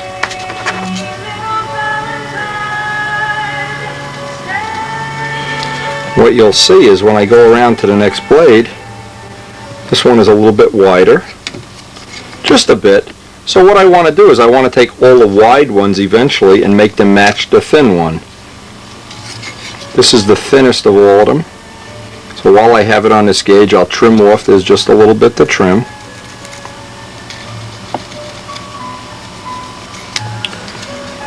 I have 2 wide ones and 1 thin one. And actually it's not really as dramatic as it looks, because this one is just a little bit longer. It's thinner when they took it out of the mold. Not a problem, by the way. None of this is a problem. You just, if you'd like to get that total vibration free run, it just takes a little bit of work with the propeller. You can't just take it out of the bag and put it on the engine. Have that done. Another thing too that's really a problem is I've run these with these edges razor sharp, and what happens, you go to wipe the plane off, you can actually cut yourself. So I just take, I'm not trying to take material off, just take the edge off. And again, a little Bud McKnight sanding stick nail file is an excellent tool for this. And then the last thing, of course, is we want to balance it.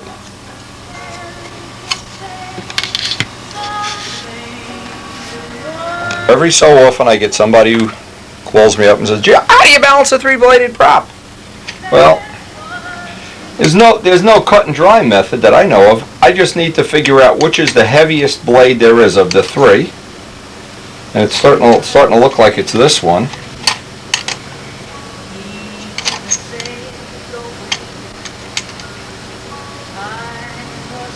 So, you know what I'm doing? I'm figuring whichever way I put this blade, it's the heaviest one. So what I'll do is start, and again, this is a great place because I don't want to undercamber this prop. For running 9500, I don't want any undercamber at all. So I'm just going to try to file a flat.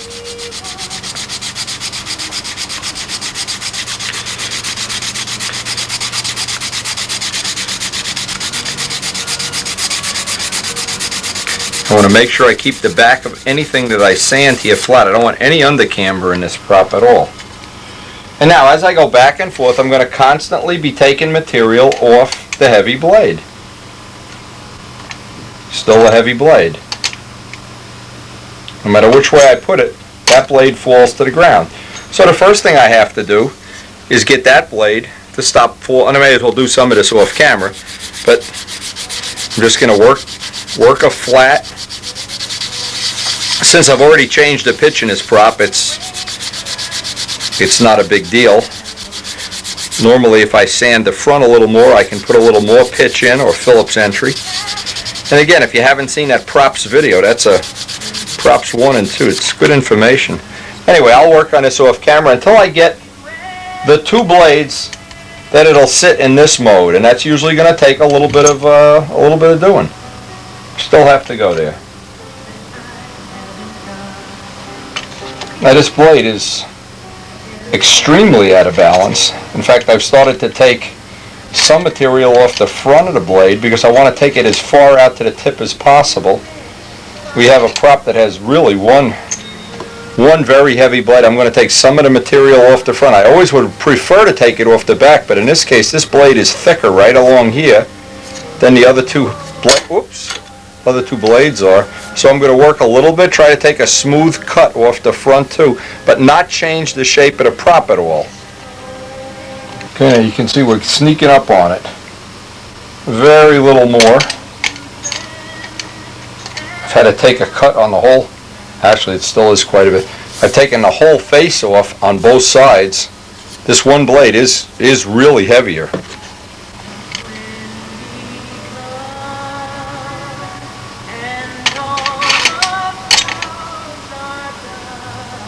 Okay, now you can see what's happened is this is now the heavy blade by just a bit. Always lightening all the blades to be as light as the lightest one. It's unusual that one blade was that heavy. So this is still relatively heavy.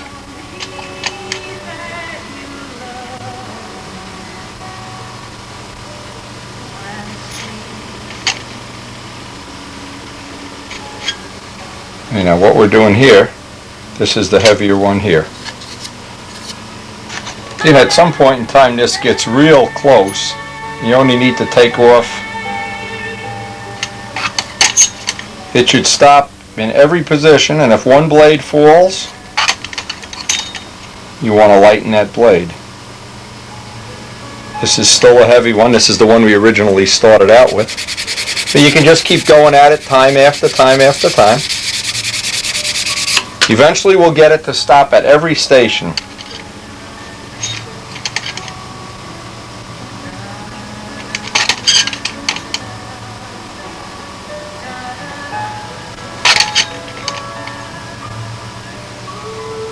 Bingo.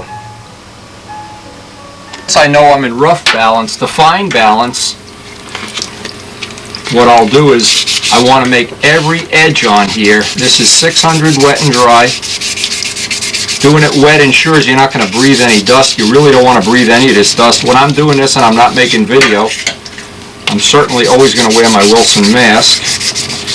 And boy, you don't want to catch an edge and get a splinter. Now, this is for my safety things, because I've cut myself badly when I had these points. Just wiping off the plane, I'd rub it along my arm or something. So this will just put a reasonably nice edge finish. Then I'll recheck the balance and recheck the pitch.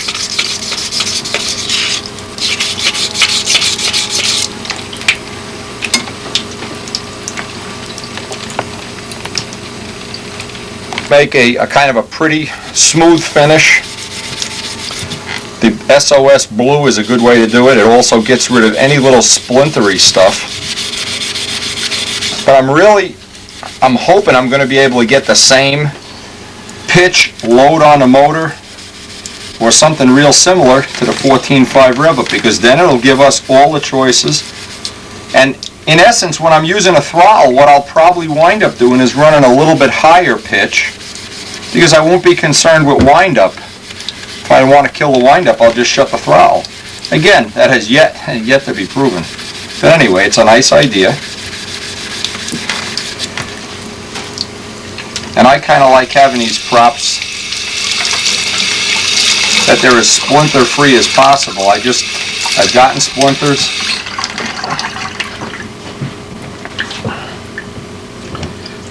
And once all that polishing and finishing is done, I like to make dust double check that I haven't upset the balance. It should stay in any one of the 3 stations. If it isn't, we'll just try to sand the heavier blade. This one was exceptional, that one blade was kind of out of balance. Usually they're a lot quicker than that. And that's it. Now you may think this is funny. Actually, we're using a no-flying day and the wind is howling just like it was Saturday. We went down to a truck place and got a bunch of trailer truck tires to kind of make some barriers for our new field. Look at the trees blowing around here. But I don't have any hope. We really looks like we are at the end of the flying season here. Is the barrels that have the weight on the bottom, they don't blow away. But they moved them. They moved, no. Now we got to start at one end and get it so you just can't get a car through here. And then we're going to put the tires on each barrel. How many did we get? 8 all? Oh, you got 2 out there already. Great way to use a day that you... I don't know why you called me this morning. I could have been sleeping.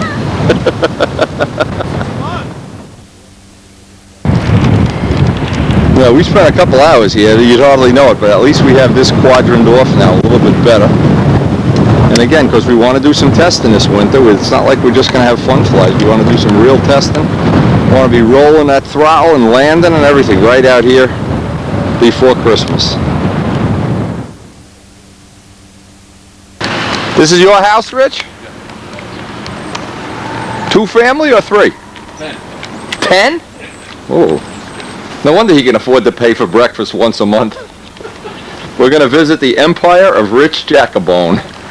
This is the first ever expose. See where he makes his millions from. Do you want this? What is that, a mouse trap? No, I don't use junk like that. I'm in a big world of business. Little garbage picking stuff. So there's a 10 unit you got here? Yeah. Whoa, you own more real estate than I do. George Aldrich said I got to keep an eye on you. Over in Rich's shop, and he's got some really neat stuff. He's got a Bob Hunt, a Bob Hunt wing with the carbon fiber. These are solid wood, Rich? Yeah. Okay, and he's got the carbon mat. This is 14 ounces now without the hinges. Okay, it's 14. That's... Now here's the problems that I see, and these are things you want to watch. The head of that bolt. See, you're not using a windy horn. That's where you're getting wrong here. The angle is wrong here. So what happens? It's hitting the head of the bolt. It's not made to work with one of these horns. You want to grind the head off of that bolt. You can do that with a Dremel tool. Yeah, I can get in there. Make sure that isn't. Now, the other thing, this is important. This is not in, if you look at it, you see how it's crooked? This side here is higher than this side. You can measure it. This has to come down some. And if this is crooked, man, that's really a... Feel it with your hand right here. Okay? Yeah, I can see it. Okay, so, but now, see, the good thing is if you do it now, it's a lot easier to do than after you've had the wing in it. See how crooked that is? Yeah. Now, that's a good thing we picked that up today. It's got to come down a little bit. Yeah, yeah. Now, I want to know, see, I've never done a test with the carbon mat that you've done. I wish you would have weighed this before you put any carbon on it, and then weighed it after the carbon's on. I wish I knew what that amount was. Well, I guess we're going to find out. But if this is 14 ounces, and it... Now, I'm wrong. Miss Ashley was I gotta look at the video. 14.1. Miss Ashley was in silver. The wing in silver was 14 ounces. Wow. So you got this adds weight. Don't kid yourself thinking like that doesn't add any weight. And you got it doubled up here. Yeah. Put another layer here. All right. Well, let's see if this turns out being I mean, at 15 ounces, I throw the wings away. I'll give them a mic or something. That's too heavy for that. Bob Gieske, according to Bob Hunt, covers all his models with the carbon fiber. Well, maybe he's got some technique that I haven't been able to figure out a way of doing this and making it that light. The fuse looks nice. This looks real nice. What do you think? Oh, beautiful. I love these scoops. It's getting there. Old Kent Tyser, he's cranking out on his too. Oh, yeah. Oh, you got it, baby. You know your stuff. There's no doubt about it. I'm using your books. I saw you using the books, yeah.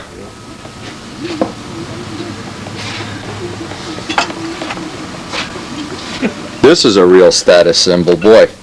Look at this. A temporary. What do you get young again after you buy that? Seriously, the horn, I would really worry about those two things, the click in the bell crank and the horn being, and other than that, it looks pretty nice. Yeah. You got the tail done already? All right, weigh that tail. Go tell me what that tail weighs.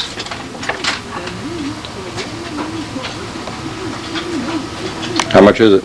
60.2. 60 It's grams. a little over 2. That's acceptable. That's in the range. But then I have to cut off a second. Mustang books are going to good use here. Look at this guy. No wonder I never get these back. He's in love with them. Yeah, this is the best part of modeling. Anyway, it was nice seeing Rich's shop, and you can see now he's making money over here. He's busy on the office, but hey, we've enjoyed the visit. Picked up, and this is always a good thing, always be able to pick up a few little ideas, things that we've picked up in the past, that he had a bad joint on a push rod. I see he's got that right. And it'll be very interesting to see how this wing lays compared to well, he's built two of the laser wings. Be interesting, very interesting to see. I really wish I knew. The thing I wish I knew is what this weighed in raw wood and then when it was in silver, to see how much this adds. And I don't know. It may be that it's a tie or something, you know what I mean? But hey, we'll find next time you do one. Doesn't matter if it's a Geo wing or a regular wing. What matters is raw wood and then done. You know what I'm saying? I'd love to know what that is. Well, you know what added... When Mike did this, the problem he had, yeah, every time he sanded, the black came up through the silk span, and he couldn't bury that. It took too much filler and stuff to bury it. But maybe Gieske's way is, now does he put the silk span all the way out over the whole wing? He puts the just silk an span inch? right here. Okay. And this is what Bobby Hunt told me to do Yeah, also. okay. He said, you know... Well, we're going to find out. How are you going to learn this stuff if you don't find out? Put tissue Yeah, overlapping the wood approximately a half an inch. Okay. And he says the tissue weighs more than the carbon fiber. And as a result... When I tested it, it was less, but that's beside the point. Bob Gieske says that this is how he gets his planes light. Yeah. Well, it's interesting to try something new anyway. I think the fuse is going to be great, by the way. That's really looking good. You got the canopy made yet? The cockpit, the turtle deck? What are you going to do? Make a Strega out of it? Yeah. I have the... You got the... I was going to make a form, you know, so that I can go ahead and... We used a molded top on this? No, I didn't. Or you made a block? It didn't fit. Okay. It didn't fit. And as a result, I was going to make a form, and then I said I may not be building another one. Excuse me. Wow. Strega. This is the plane Ken Clapson is making with two 4-strokes. Think you'll be able to The send me Pond Racer. What a wild looking plane. Look where the scoops are under there. Two GM engines. Your invoice number, The late Son purchase Army. order number. Because they don't have any Reno Air Racers. Spitfires. 63566. Hey, P-47 in the back too. 99. Because it might Nice be one paint of the job other- for a one of the semi-scale. think And it's then a big deal. what because then became it's, Miss you know, as long as Ashley? we give him some certs. Job you gonna do here with the Purex, the same as 60 strip? Yeah. But what I'm after is a 3-picture view. You notice how the scoop is under here? It's much smaller than a real Small. Mustang. I know Yeah, that, that's but been then it didn't look modified. right. I don't know, This baby. one is a little bit smaller. Nice fuselage. Excuse me. Don't you think... Sue wants to be on the video. She says, please, show us how you holler at him in the restaurant. That's the part everybody wants to Oh, I was see. just... Oh, Richard! The woman said to me you were there and didn't even think of me. I said, well, that's par for the course. Oh, anything you want to say to George Aldrich? Everybody should chip in for one of those great... This cat, because they don't feed the cat, he's been thinking of coming to Wendy's shop and maybe taking a bite out of Peeps. Sit. No, he wouldn't. Do you think he'd eat Peeps? No. Never. Oh, Peeps. Peeps doesn't like cats at all. They're so big. They have teeth. Bad view. Sit. So tell us more about working for Rich. Is it really as good as it looks on the surface? Well, Is I think... generous with his pension plan and everything? I think you have it wrong. Rich works for me. Oh, that isn't what he said. He's part-time and I'm full-time. No, see, he goes flying every morning with Wendy, and then you stay home and answer the phone and play with the And cat. I take the grief. Ah. I get the grief. Oh, God. No two ways about it. Look. That in 56? 1956. Can you believe that? Jeez. Boy, Matt Newman eat your heart out. Matt Newman probably thinks you're a cool guy. The Stuka of New Jersey. Boy, you didn't know much about modeling back then, No, huh? I didn't. I still didn't. Oh, come on, that's I still okay. didn't know. If you saw some of the things I made in 56, I'm glad they're not around. I still have the wheel pan. It's There's a lathe. Whose lathe is that? fine. Why don't you tell me you had a lathe? I got 2 of them. Oh, man, I'd be your buddy. Yeah. George Aldrich, I'll put George Aldrich right out of business with this lathe. Yeah, you got. This one I use for work. Oh, you cut your product. I make my product out of it. Oh, okay. But you actually make things here, or are you just a retailer, a reseller? You don't, do you make I make rods and I make sheets. of that material? This at a- material. What's the name of the material? This is Maycor. Maycor, okay. Oh, so you really do make things. These are- I didn't know you had any skills at all. Let me see this material. Ooh, that's heavy. That's what I make. Wow. George Aldrich could be making Venturis. What, it'd be about $2,000 a piece? This is Maycor? This is the material made by Wow. Corning, and I'm a distributor of this material. Wow. How do you get to be, like if I want to be a distributor, add it to my product line? Not going to happen? You got to come up with a 10-family house that's paid for, or what? It sounds like steel when you drop it. No, it's not, as you can see. Now, these are various sizes. Oh, This okay. is product that I'm in. I hope George, ooh, I just Maycored myself. I hope George Aldrich is impressed when he sees this. Let me. So you take a square bar and you turn it down. Well, This isn't like toxic. I'm not going to die because I touched Maycor. It's silica. It's basically silica, which is sand. Yeah, okay. You know. George, if I die, you can have the lathe. Look at this what is this? Honeycomb Nomex. Look at Well, that. actually, see, when it's on, I use coolant. Yeah, So of it course. splashes all over the place. And I this got to is the watch you do byproduct. this someday. This is a byproduct, which George is, Aldrich told me to keep my eye on this you. is that you- sand. It's not something that you have to worry about Yeah. exposing because most of it is sand. You feed it to your tenants when they don't pay their No, I rent. just wanted to. Look at where he keeps his bicycles. Holy jeez. no, that's the kids. Oh, That's the man. kids' bicycles. Look at these, the Air Force. This is my Air Force. The Strega Air Force. Yeah, I'm gonna have another one Well, here. yeah, if you fix those things I told you. If not, there'll always be an empty spot up there. There'll always be room for Strega.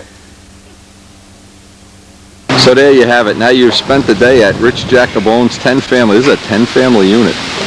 That must have some cash. Look at the wind blowing. And we're going back to our shop. Okay, now take the pen apart. We're inking Mike's plane. I should say, the professional. Stick to roofing. I hope shingles don't blow off. Anyway, one of the good tricks we always do is let it dry and then take a razor and scrape the little pig feet off. Let's see. Oh boy. All right, put some ink in there. And always use ink for film. It's got to say for, where's the pen? Here. true parts of this job that we don't like. Now, Mike, what happened? It ran out of ink? I'm gonna bring the pens tomorrow. This is how I get Mike to buy new pens. I give him my old junky $50. I gotta go buy $50 worth of pens for winter. Oh, is this a good ploy? And I'm gonna buy you some ink. You got ink. You got ink in here. There's water. There's no water in there. Where? Show me. They're all empty. No, they're all 10 years old. We'll buy some new stuff. What's ink? $3? This is it. It's over. That's it. Okay. 2 lines. I'm done. 2 lines. Get this stuff. Let's see if we can get this squared away. Well, at least clean the pen. There's nothing left. I want to make sure Karen knows. Mike is going to polish and clean the sink. He doesn't even shut the water off. He cleans the pens and Karen's. Oh, God. Well, I wouldn't want to be you when Karen gets home. Well, I know what time she comes home, so. Oh, man. Karen is going to give you a whooping, boy. You're in big trouble, baby. I'll tell you, you're going to make somebody a wonderful wife, Mike. Okay. Even Peeps is impressed. What do you think, Peeps? Make him clean your cage while he's at it. Oh, man, clean that sink. There you go. As at the end of every inking job, there's a good sink cleaning. Hey! Where the hell's he going now? Anyway. That's what life's all about, a clean. Now today, in our quest, and I mean we are trying to cover all our bases here. This is from Joe Adamusco, who took the tank that Mr. Behringer was using at the World Championships, the design, the shape, the size, and expanded it because we need to have a little more capacity for the larger engine. So what he did, he expanded it, and I think he had the help of Dave Downey when he did this. He made up a plan, a very accurate plan, by the way, including the venting. And here's the tank. And of course it's one of Joe's claims to fame or whatever, that he can make these really nice tanks. I'm not sure if he put a baffle in here or not. I can't feel it. But this is one of the things we're going to be testing now. I always feel if somebody has come up with something that I haven't tried yet, one of the things I'd like to do is try it, of course. Now, one of the things is I like having a tube here. This eliminates 2 things. It lets us get the tank closer to the motor by not having this long. Probably it buys you about 3/4 of an inch that you can shove the tank up on the motor. And also the fuel that's in this tube is not going up around like a sink faucet, which is something I don't really like about the original tank setups. But we're going to be testing this in the near future. We don't have any time today or in the next couple days to rip the plane apart and put it in. We're certainly going to run it. We'll test it, and we're going to find out hopefully real soon, whether there's going to be any future at all in this. This is one of our next test projects. And if it worked, of course, and we get the tooling from Wayne Triven, which he hasn't sent yet, he may be willing to help us make up a mold for a tank like this, or the tooling, and we could make this. It would be nice to make this out of carbon fiber. It would be even a little bit lighter. But again, it's a little over 5-ounce capacity, which is on the big side. We want to be sure we've covered all the bases. That's the whole idea with this. And we have a full-scale drawing. In fact, we have 2 copies of it. We need to make another one. Now we're going to see if anybody's up the circle burner field. And possibly I'd like to get a couple of flights on Tradition with all that servo equipment installed to see if it affects the flying of the plane at all. I don't have the insulated lines and I don't have the laser stuff yet, so the infrared I mean, but boy, it sure looks like a nice day. We'll see when we get there.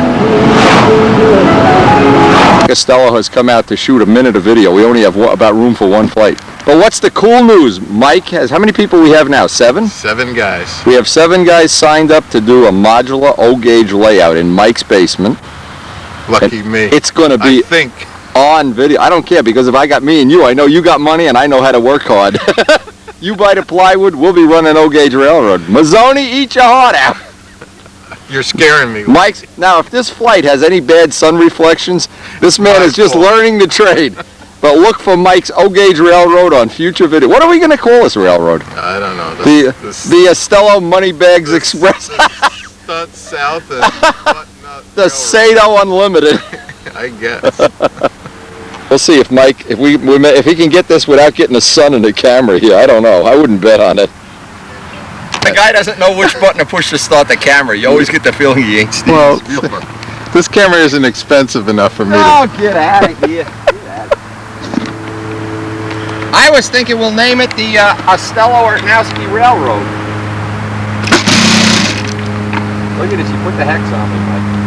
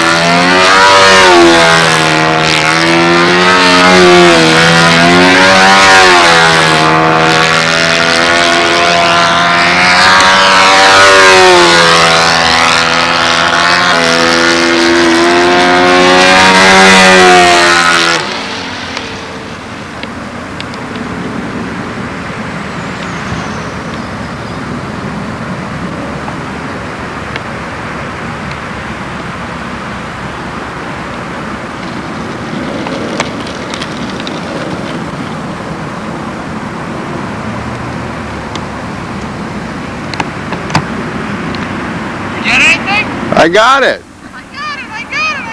Senior citizen stunt. Senior citizen stunt. Well, thanks to Mike for that footage, but he's abandoned us. And whatever tape is left here, hey, thanks for joining us. I'll try to get one more flight in the corner there. What I was going to do is, I'm not sure I'm going to have the time because we're already running out of time. I wanted to try this Bali prop once. I'm not sure we're going to get time to do it. If we get time, I'll put some of the flight on the end of this, but I want to get a couple more runs on these. I still always, at the end of most of these test days, I go right back to that 14.5 rev up. I don't know, there's just something about the 14.5 rev up, especially when it's cut down just a little bit. It just seems to make a nice match for these 70, 72 size engines. We'll know more later. Anyway, this will be our last flight of the day. We'll try to get one flight on a 3-blade here before we go.